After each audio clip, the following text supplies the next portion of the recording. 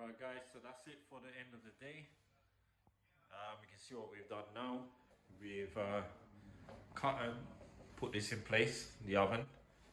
Sink is being cut in. We've connected the cold water so far. Connect the hot tomorrow, didn't get that far.